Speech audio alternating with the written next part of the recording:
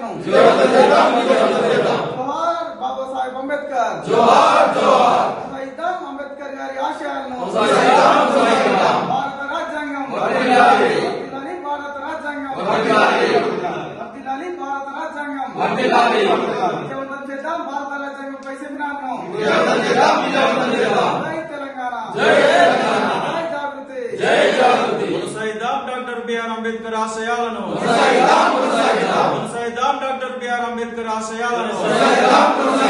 వర్ధిల్లాలి భారత రాజ్యాంగం, వర్ధిల్లాలి భారత రాజ్యాంగం. జై